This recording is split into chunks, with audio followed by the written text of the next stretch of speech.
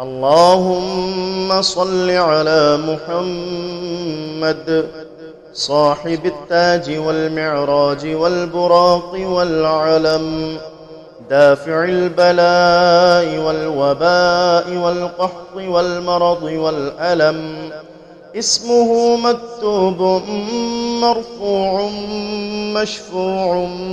منقوش في اللوح والقلم،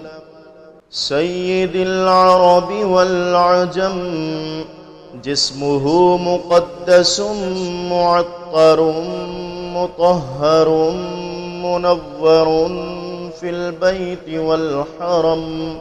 شمس الضحى بدر الدجى صدر العلا نور الهدى كهف الورى مصباح الظلم، جميل الشيم شفيع الأمم صاحب الجود والكرم، والله عاصمه وجبريل خادمه والبراق مركبه والمعراج سفره، والسدرة المنتهى مقامه وقاب قوسين مطلوبه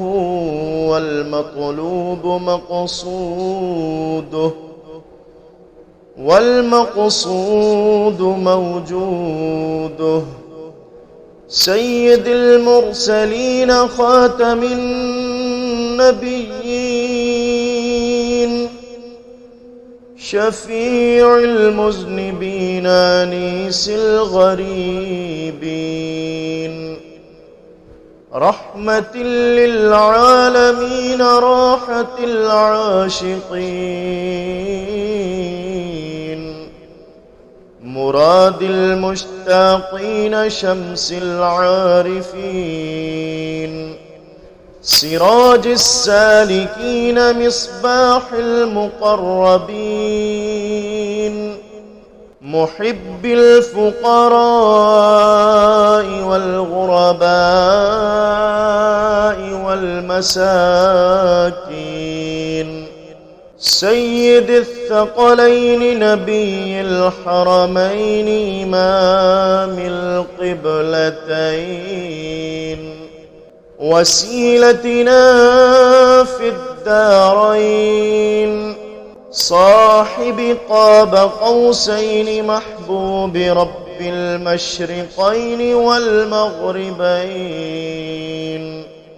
جد الحسن والحسين، مولانا ومولى الثقلين، أبي القاسم سيدنا محمد بن عبد الله،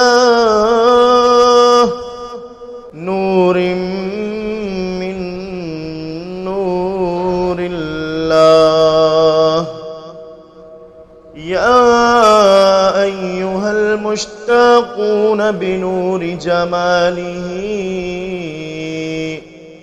بلغ العلا بكماله، كشف الدجى بجماله، حسنت جميع خصاله، صلوا عليه وآله وأصحابه وسلموا تسليما.